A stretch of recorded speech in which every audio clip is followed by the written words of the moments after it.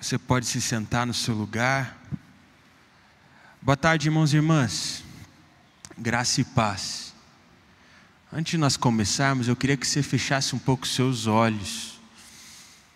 Queria que você buscasse um pouco a presença de Jesus aí no seu lugar. Queria que você não conversasse com a pessoa que está do seu lado. Queria te lembrar que Jesus está vivo. Queria te lembrar de que o véu se rasgou, você tem completo acesso a Ele. Talvez você tenha vindo para cá pensando, eu vou em mais um culto de terça-feira, mas o Senhor Jesus marcou um encontro com você nessa tarde. Queria te convidar a cantar esse trecho dessa canção junto comigo. Só que eu queria que você buscasse cantar de todo o coração. Queremos o teu nome engrandecer e agradecer-te por tua obra em nossas vidas. Confiamos em teu infinito amor, pois só tu és o Deus eterno sobre toda a terra e céu. Senhor, como é bom estar na sua presença, Pai. Não há nada que se compara ao seu amor, não há nada do que se compara ao estar aos seus pés. Os seus pés, nos seus pés é o lugar mais alto onde nós podemos estar, Pai. Por isso, nesse momento eu te peço, Espírito Santo, venha com poder nesse lugar. Nós não estamos com pressa, Pai. Nós só iremos nos mover quando vemos o Senhor agindo. Nós só iremos falar quando ouvimos o Senhor falando. Vem nesse lugar, Pai. Agora, em nome de Jesus, Espírito Santo de Deus, venha sobre nós. Pai, eu oro por quebrantamento. Eu oro por alinhamento. Eu oro por fome e sede do Senhor. O Senhor já nos encontrou, mas nessa tarde nós queremos te encontrar. Esse é o desejo do nosso coração, Pai. Em nome do Senhor Jesus. Amém. Queria te convidar a abrir a sua Bíblia no livro de Ageu, capítulo de número 1. Nós vamos ler do verso de número 7 ao verso de número 11. Ageu, capítulo de número 1, verso de número 7 ao verso de número 11. Eu vou ler a palavra na tradução NVI. Eu espero que os irmãos consigam acompanhar essa leitura junto comigo, onde a palavra do Senhor diz assim para nós: assim diz o Senhor dos exércitos, vejam onde os seus caminhos os levaram, subam ao monte para trazer madeira, construam o templo para que eu me alegre e nele seja glorificado, diz o Senhor. Vocês esperavam muito, mas eis que veio pouco. E o que vocês trouxeram para casa, eu dissipei como um sopro. E por que eu o fiz? Pergunta o Senhor dos Exércitos. Por causa do meu templo, que ainda está destruído, enquanto cada um de vocês se ocupa com a sua própria casa. Por isso, por causa de vocês, o céu reteve o orvalho e a terra deixou de dar o seu fruto. Nos campos e nos montes provoquei uma seca que atingiu o trigo, o vinho, o azeite e tudo mais que a terra produz, e também os homens e o gado. O trabalho das mãos de vocês foi prejudicado. Esse texto tem falado muito comigo ao meu coração. E se tem algo que Deus tem falado comigo nos últimos tempos, é sobre a importância de, nos momentos de crise, nos concentrarmos primeiramente em reconstruirmos o nosso relacionamento com Deus, para então reconstruirmos os outros aspectos da vida. Não sei se você gosta, mas eu sou muito fã de futebol. Eu gosto bastante desse assunto. E normalmente eu estou acompanhando alguns podcasts, algumas entrevistas com grandes treinadores. E há um tempo atrás eu estava acompanhando uma entrevista com um grande treinador, que foi campeão mundial de futebol, e ele estava explicando a teoria dele. Ele disse que existem muitos e muitos bons treinadores por aí. Mas se tem uma coisa que torna um bom treinador um grande treinador, é quando ele consegue uma virada no intervalo. É quando o time dele no primeiro tempo está perdendo, ele se junta junto com o time no intervalo, consegue reconstruir uma estratégia e ter uma grande virada. Na ideia daquele homem, na cabeça daquele homem, um grande treinador só se tornava um grande treinador quando ele conseguia fazer uma grande reconstrução em um momento de crise. Eu não sei se você vai concordar comigo, mas eu acredito que um grande cristão só pode ser de fato denominado como um grande cristão quando ele consegue reconstruir a sua vida com Deus em um momento de crise. É isso que prova que nós realmente estamos buscando ao Senhor. É isso que prova que nós realmente amamos a Ele de todo o nosso coração e com tudo aquilo que nós somos. E quando nós lemos esse texto, nós podemos perceber que o povo de Israel provou para o Senhor que, de fato, eles eram pessoas que buscavam a Ele. Afinal, o povo de Israel tinha andado por um período onde eles desobedeceram ao Senhor, onde eles desonraram a Deus e plantaram e colheram as consequências disso tudo.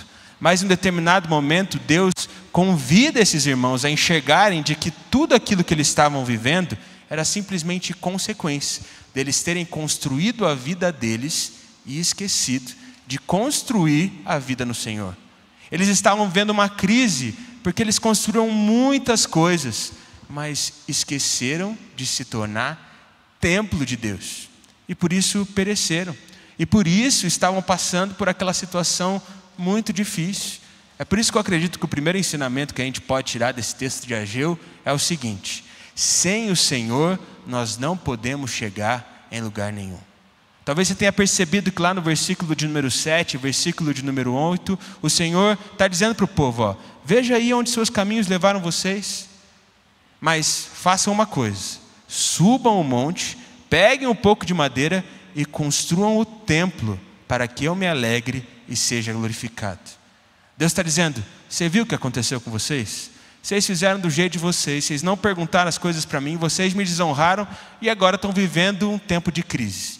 Mas não tenham medo, vocês ainda podem reconstruir e entender que comigo vocês podem fazer grandes coisas. Quando nós investimos tudo que nós temos em Deus, a gente percebe o quanto viver para Ele realmente vale a pena. Mas para que isso aconteça, a gente precisa decidir investir. Nessas férias, eu li um livro que se chama Dedique-se de Todo o Coração. Ele é um livro que conta ali a história, e é na verdade o gestor da Starbucks, contando como ele fez com que a Starbucks, que era uma empresa muito pequena, se tornasse hoje uma das marcas mais conhecidas do mundo. Você que não sabe, a Starbucks é uma loja que vende cafés, vende outras coisas também, e hoje é uma das marcas mais consolidadas. As pessoas olham para a Starbucks como um sinônimo de uma marca de qualidade. Mas ele disse que nem sempre foi assim. Lá atrás, quando ele decidiu comprar a Starbucks e começar a tentar expandir o negócio, foi muito difícil as pessoas investirem dinheiro naquele negócio. Porque algumas pessoas até conheciam ele, mas ninguém conhecia a Starbucks. A Starbucks ainda era algo muito pequeno. E o que ele começou a entender é que se ele quisesse arrecadar fundos, ele não tinha que tentar vender para as pessoas uma ideia. Ele tinha que tentar se vender. Porque as pessoas não acreditariam. Aquilo parecia ser uma loucura total. Na época, não era comum nós termos cafés na rua como tinha hoje. As pessoas pensavam assim, se for para tomar café, eu tomo em casa. Talvez você pense assim até hoje. Mas naquela época, era algo quase impossível. E por isso ele começou, ao invés de tentar vender um negócio, ele começar a tentar vender a paixão que ele tinha por aquele negócio e por fazer as coisas acontecerem. Deu certo. Mas ele teve muita dificuldade. Ele demorou 4 meses para conseguir o primeiro investidor. Para colocar o negócio para rodar, ele precisava de 10 milhões de dólares. E o primeiro investidor, sabe quanto deu para ele? Só 100 mil dólares. E ele disse que foi muito difícil até ele conseguir esses 10 milhões. Mas o que ele percebeu é que as pessoas que decidiram investir nele e na paixão que ele tinha, 10 anos depois, viram os frutos desse investimento. Porque aqueles 100 mil dólares daquele primeiro investidor se tornou 10 milhões de dólares, 10 anos depois. Talvez aquele homem olhava para aquele negócio e falava assim, isso aqui não é nada, isso aqui é muito difícil, isso aqui é muito arriscado. Mas o homem que decidiu olhar para o Howard, para o gestor da Starbucks, e não para a ideia dele, colheu muitos frutos. E sabe por que muitos de nós não estamos colhendo frutos? Porque muitas vezes a gente se apega tanto à ideia de Deus e se esquece de Deus. A gente ouviu falar que Deus nos abençoa, então a gente fica correndo atrás das bênçãos dele, ao invés de correr atrás do Senhor. E aí a gente fala, será que vale a pena? Será que sozinho eu não consigo coisa melhor? Será que do meu jeito eu não vou ser mais feliz? E por não investirmos tudo que nós temos em Deus, nós nunca temos o resultado disso, porque estamos entregando a nossa vida a ideias, ao invés de entregarmos a nossa vida àquele que é o Criador da vida. Nós não podemos simplesmente nos entregarmos à ideia de Deus. A gente precisa se entregar para Deus. Porque quando a gente se entrega para Deus, por mais que as ideias dele não façam tanto sentido para nós, a gente vê frutos em nosso viver. Quer um exemplo disso? Moisés. Eu acho muito interessante porque no momento em que Moisés foi chamado por Deus, ele estava com a vida bem tranquila. Ele estava ali com seus filhos, ele estava ali com a sua esposa, estava vivendo uma vida boa. Não fazia muito sentido ele se arriscar. Até que Deus se revela para ele. E Deus começa a revelar para Moisés a ideia que ele tinha. Moisés, eu estou pensando em você, para liderar meu povo. Eu acho que você vai ser o líder que vai tirar o povo da escravidão. A ideia de Deus parecia ser muito ruim na cabeça de Moisés. Moisés pensava assim, mas Deus, já faz 400 anos que o povo vive como escravo. Deus, essa ideia aí não é tão boa, sabe por quê? Porque eu estou bem confortável aqui onde estou. Sabe, Deus, talvez a sua ideia não seja tão boa, porque eu não sou a pessoa mais capacitada para fazer tudo isso que você está falando. Mas teve um momento em que Deus olhou para Moisés e fala, Moisés, eu escolhi você. Não é sobre você, é sobre mim. Não se entrega à minha ideia, se entrega a mim. E Moisés se entregou. E por ter se entregado, ele viu grandes coisas acontecendo. Ele viu o mar vermelho se abrir, ele viu comida caindo do céu, ele tirou água da pedra. Tudo porque ele decidiu se entregar a Deus e não à ideia dele. Tem muita gente que está colocando em prática as suas próprias ideias e está pedindo, Deus, abençoa as minhas ideias aqui. E por isso, esquece da vida com ele. E ao invés de construir a vida junto com Deus, constrói o seu castelinho de areia, ao invés de estabelecer os seus fundamentos através do Senhor. E sabe o que acontece? Quando a crise vem, a pessoa não sabe o que fazer, porque ela não tem como reconstruir. E sabe muitas vezes o que essas pessoas fazem? Elas reconstroem a partir de uma outra ideia que elas têm, sendo que o verdadeiro fruto vem quando a gente para um pouquinho, sobe no monte para buscar madeira, e com os recursos que Deus nos dá, a gente constrói a nossa vida. Tem muita gente que se frustra, porque está vivendo a partir das suas ideias, ao invés de se entregar completamente a Deus. Tem muita gente que está menosprezando as coisas do Senhor, e por isso não vive os planos dele. Tem muita gente que está frustrada, porque simplesmente se esqueceu de construir o altar a Deus. Isso nos leva ao segundo ensinamento, que eu acredito que nós podemos tirar desses versículos do livro de Ageu. Nós não podemos menosprezar as coisas de Deus. Esses versículos eles são bem fortes, mas tem um que eu acho mais forte ainda, é o versículo de número 9. Porque o Senhor Deus começa a dizer para aquelas pessoas, olha, vocês esperavam muito da ação de vocês, mas no final das contas veio pouco. Sabe por quê? Porque o meu templo estava destruído, enquanto cada um de vocês se ocupava com a sua própria casa. E sabe o que acontece com a gente? Muitas vezes a gente se ocupa tanto com a nossa casa, que a gente se esquece de Deus. A gente se ocupa tanto com as nossas coisas, que a gente se esquece das coisas de Deus. Às vezes a gente luta tanto com as nossas forças, que a gente esquece que na verdade é Deus que nos fortalece. E a gente começa a construir a nossa vida, até ter alguns resultados, mas ao mesmo tempo, o que eu percebo, quando eu passo a construir uma vida com Deus, é de que ter Deus é muito melhor do que ter o que a gente quer. Já percebeu isso? Quando você está próximo do Senhor, por mais que as coisas não pareçam bem, é bem melhor estar com Ele do que ter tudo o que a gente deseja e estar sem o Senhor. Quando a gente se levanta para a causa de Deus, para o propósito de Deus, nós sempre iremos viver uma vida próspera. Mas quando a gente não se entrega para a causa do Senhor, sabe o que acontece? A gente sempre acaba caindo. E tem muita gente vivendo os seus planos, ao invés de viver os planos do Senhor. E por isso não consegue se reconstruir. E está correndo atrás de crise, atrás de crise. Sabe por quê? Porque não tem confiado a sua vida no Senhor. Deus tem falado muito ultimamente comigo através da vida de Esther. E para ser bem sincero com você, nunca foi uma história que me chamou muito a atenção na palavra. Mas o que a gente pode perceber é que Esther se tornou a rainha da Pérsia, ela era alguém muito importante. E tinha uma pessoa muito importante na Pérsia, que não era o rei, mas era um dos administradores do rei, que não gostava dos judeus, em especial não gostava de um, Mardoqueu, que era tio de Esther. E o que a gente pode perceber nessa história bíblica é que chega um momento que esse homem começa a traçar um plano para que o povo judeu fosse exterminado. E Mardoqueu se levanta, começa a tentar liderar o povo contra aquilo, mas ele lembra que Esther era a rainha e de que Esther também era do povo judeu. Por isso ele vai conversar com Esther. Ele fala: Esther, fala com o seu marido, fala com o rei, porque isso não pode acontecer com o nosso povo. E o que a gente percebe no início é de que Esther não se mostra tão disposta a ajudar o povo dela, porque ela se encontrava na posição de rainha, ela achava que ela não precisava ajudar. Mas aí Mardoqueu começou a argumentar, ele começou a dizer para ela: você acha que as coisas não vão chegar em você? Você acha que você vai ficar imune a isso? Se o povo de Deus ser destruído? Esther se convence. No final ela começa a trabalhar para que o povo não fosse exterminado.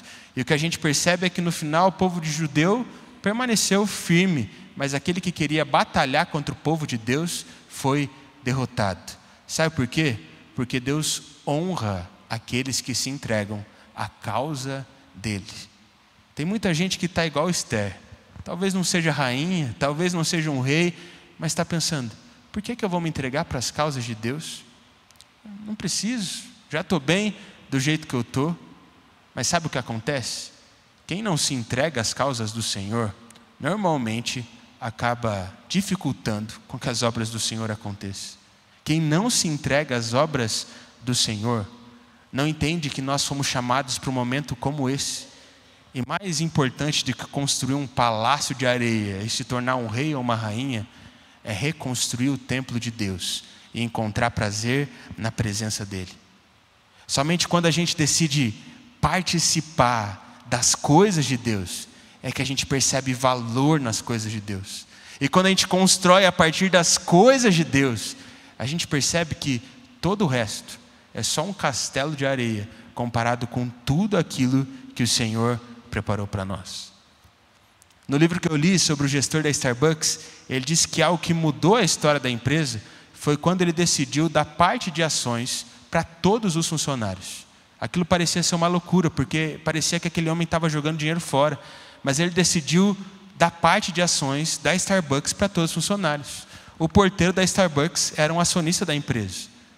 O cara que servia o café era um acionista da empresa. O cara que vendia o café era acionista da empresa. O caixa era o acionista da empresa. E na época ele sofreu mais muita rejeição, porque ele estava falando: onde já se viu? Até pessoas simples têm parte da sua empresa. O que essa empresa vai virar? Mas sabe o que acontecia com os funcionários? Quando eles percebiam o quanto a gerência estava valorizando a vida deles e o quanto eles podiam ganhar com o ganho da empresa, eles se dedicavam mais. O porteiro era muito melhor porteiro. O cara que fazia o café com muita mais excelência. Sabe por quê? Porque eles se sentiam parte daquilo. Eles eram saciados pelo trabalho e, consequentemente, também tinham benefícios financeiros. Por ajudarem a construir algo, ao invés de construírem algo para si mesmos, eles se sentiram mais satisfeitos, mais felizes e tiveram mais resultados. Sabe quando a nossa vida muda? Quando nós entendemos que a gente não é quase nada, mas mesmo sendo quase nada, nós fazemos parte dos planos de Deus. Nós fazemos parte do propósito do Senhor. E quando a gente se entrega a esse propósito, se abraça a Ele, a gente começa a ver os benefícios, não de construir o nosso castelo, mas de perceber que muito melhor do que ter um castelo para nós, é reconstruir o templo do Senhor. Tem muita gente que vive crise após crise. Sabe por quê? Porque ao invés de se envolver com a causa de Deus, só se envolve com as suas próprias causas. Se move a partir da sua própria força. Mas quem move a partir das causas do Senhor, percebe a força dele operando através da vida dela. Porque em Deus, e com a ajuda de Deus, com o auxílio e com a direção do Senhor, nós temos frutos. Isso nos leva à terceira e última coisa, que eu acredito que nós podemos aprender com essa passagem de Ageu. O verdadeiro fruto sempre esteve, sempre está e sempre estará em Deus. No versículo de número 10, no texto que a gente leu, a gente percebe que Deus, Ele olha para o povo e fala que a culpa era deles. Deus fala: sabe por que vocês estão passando por isso tudo? Sabe por que o orvalho não está caindo? Sabe por que tudo foi destruído? Sabe por que vocês não estão vendo fruto nenhum? Porque vocês, e por causa do trabalho de vocês, as coisas pararam de acontecer. Muitas vezes o que eu percebo na minha vida e o que eu percebo na vida de outras pessoas também é que a gente se esforça tanto para fazer algumas coisas que a gente espere que alguém nos recompense. A gente espera que algo aconteça para que então a recompensa venha. E é muito estranho a gente perceber de que se é o Criador do universo que nos recompensa, por que a gente tenta fazer as coisas do nosso jeito para esperar a recompensa ao invés de se entregar ao jeito do Criador do universo?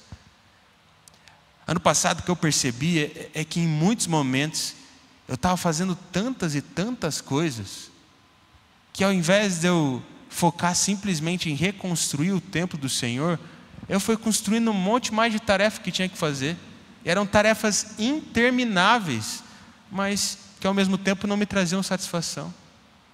Mas ao mesmo tempo, conforme eu fui buscando no Senhor discernimento e nele o que eu tinha que fazer, eu fui vendo frutos. Talvez não era o que eu queria fazer, talvez não era o que as pessoas se agradavam de me ver fazendo, mas conforme eu fazia aquilo, rapaz, meu coração se alegrava, eu ficava bem. Não porque eu estava correndo atrás dos meus próprios frutos, mas porque eu estava semeando as sementes de Deus. E as sementes que são do Senhor, é Ele mesmo que faz crescer. E aí não precisa de tanto esforço, não precisa de tanto sofrimento. Sabe por quê? Porque é o Senhor que está trabalhando através de nós. Quando nós seguimos e fazemos as coisas de Deus com paixão, de todo o nosso coração, querendo a Ele, Ele nos recompensa, porque nós passamos a ver a ação de Deus em nossas vidas. Só que para que isso aconteça, a gente precisa parar de fazer do nosso jeito e fazer do jeito do Senhor. O gestor conta uma última história no livro que ele escreveu.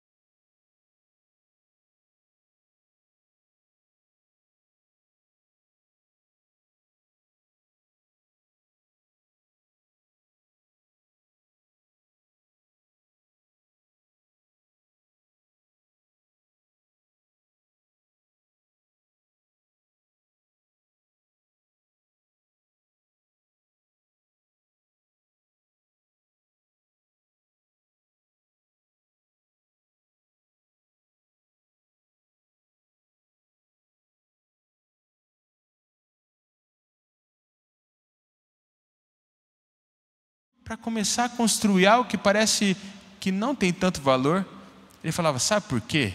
Faz uns 10 anos que eu trabalho nessa empresa, e nessa empresa aqui eu não vejo as pessoas fazendo as coisas com paixão, mas tem uma coisa diferente em relação àquela empresa de café. Os gestores, eles amam o que eles estão fazendo, eles acreditam naquela ideia, e eles se entregam totalmente a elas. Eu não estou indo porque é racional para mim ir para essa nova empresa. Eu estou indo porque eu decidi seguir quem está seguindo a sua vida com paixão. E sabe o que muitas vezes acontece com a gente? A gente até decide seguir os caminhos de Deus, mas a gente segue daquele jeito em que a gente fica com um pezinho num caminho e no outro. No domingo a gente vem para a igreja, de manhãzinha a gente ora, mas conforme a semana e o dia vão passando, a gente tende a ir para o outro lugar e para um outro lado. Mas o que Deus realmente quer que aconteça com a gente, não é que a gente siga os caminhos dele por obrigação. O que Deus realmente deseja é que a gente se encontre com ele. Porque quando a gente se encontra com ele, a gente se torna apaixonado por ele. E quem se apaixona por ele, se apaixona pelos caminhos dele também. Quando a gente para de ser dirigido pelos nossos sentimentos, pelos nossos planos, pelos nossos pensamentos, e a gente passa a ser dirigido por Deus, a gente encontra dificuldades, a gente encontra provações, mas a gente enfrenta todas essas coisas com um coração cheio de gratidão, porque a gente percebe que no dia a dia é o Senhor que nos faz feliz. E a verdadeira recompensa não está nas coisas que nós podemos ter ou que Ele pode nos dar. A verdadeira recompensa está em se entregar totalmente a Ele, para que Ele faça em nós aquilo que Ele quiser. Nós não podemos ser dirigidos por nós mesmos. Nós precisamos ser dirigidos por Deus, e não de qualquer jeito, mas com paixão. Prometo que eu estou acabando. Um tempo atrás eu estava vendo um testemunho de um missionário. Esse missionário, ele era um médico, e ele foi para uma aldeia indígena pregar o evangelho. E ele ficou trabalhando nessa aldeia indígena por mais de 15 anos. Ele servia as pessoas lá. Ele parou de atender os pacientes dele, ele não ganhava nada, ele vivia do que ele tinha guardado, e por 15 anos ele não viu uma pessoa sequer se converter. Ele sempre chamava as pessoas da igreja dele para ir para essa aldeia, alguns pastores para pregar, e nunca ninguém se convertia. Ele disse que teve um dia que um pastor olhou para ele e falou assim: olha, como que você aguenta? Faz 15 anos que você está aqui, você não viu uma conversão ainda, e você atende essas pessoas com paixão, você atende essas pessoas com amor, você não desistiu, você não está sofrendo, parece que você está feliz da vida todas as vezes que você vai servir alguém, mas já faz 15 anos e você não viu nenhum fruto. Como pode você não ter desistido ainda? Qual que é o segredo? O que você fez? E ele falou assim: até o 3º, 4º ano, eu estava muito triste, eu estava chorando, eu queria muito ir embora. Mas sabe o que mudou a minha vida? Quando eu parei de ser guiado pelos meus sentimentos e passei a ser guiado pelos planos de Deus. Eu parei de ser guiado pelo meu humor e eu passei a ser guiado pelo humor de Deus. Eu deixei de ser guiado pelo amor que eu poderia dar, e eu passei a ser guiado pelo amor que eu recebo de Deus. E de verdade, eu não me importo se alguém vai se converter ou não, porque a única coisa que eu quero e realmente desejo é continuar gastando a minha vida pelos planos do meu Pai, para que então eu possa permanecer recebendo a verdadeira recompensa, que não é ter fruto, mas sim estar na videira e frutificar nele. Talvez você pense assim: isso aí é coisa de missionário, eu não consigo fazer isso não, eu não consigo largar tudo para viver a vida com Deus. Não estou pedindo para você fazer isso, não chamar de todo mundo fazer essas coisas, mas o que eu quero perguntar para você nessa tarde é: aonde está o seu coração? Talvez você está vivendo muitas crises porque o seu coração está em tantas coisas, e quando você olha para a sua vida com Deus, ele é um templo que precisa ser reconstruído. Talvez você está falando assim: não, eu preciso consertar minha família, eu preciso consertar minha casa, eu preciso converter as pessoas que moram junto comigo, e você está nesse ímpeto, nessa velocidade, e ao mesmo tempo você olha para o templo do Senhor, e o templo do Senhor está precisando de reconstrução. Talvez você está olhando para o seu trabalho, talvez você está querendo ser mais alguém que produz mais, alguém que faz mais coisas, e você está se dedicando a sua vida para isso, e você não está vendo fruto, a sua família não se converteu, o seu trabalho não vai para frente. Sabe por quê? Porque quando você olha para o templo do Senhor, Ele está precisando ser reconstruído. E quem vive desse jeito, vive crise após crise. Mas quem decide entregar o seu coração para Deus, com tudo que é, de verdade, com todo o seu coração, começa a perceber no Senhor a graça de viver a partir do amor dEle. É por isso que os nossos olhos, eles não podem estar no prêmio. Porque quando os nossos olhos estão no prêmio, a gente se frustra, a gente se decepciona. Mas quando os nossos olhos estão no reino, e nós passamos a buscar o Rei gera algo novo em nosso coração. E apesar das crises e apesar das dificuldades, a gente não vive mais para superá-las. A gente vive cada vez mais para conhecer o Senhor e fazer o nome dEle conhecido. E não existe privilégio maior do que esse: conhecer a Deus, conhecer o amor do Pai e compartilhar do amor de Deus para outras pessoas. Por isso, nesse momento, eu queria que você fechasse seus olhos e baixasse sua cabeça. Talvez hoje nessa pregação você tenha percebido assim: rapaz, eu acho que eu estou me entregando muitas outras coisas, muitos outros objetivos, e me esqueci do templo do Senhor. Talvez você está falando assim: não, eu preciso converter a minha família, mas quando você olha para a tua vida com Deus, você não passa nem 5 minutinhos com Jesus.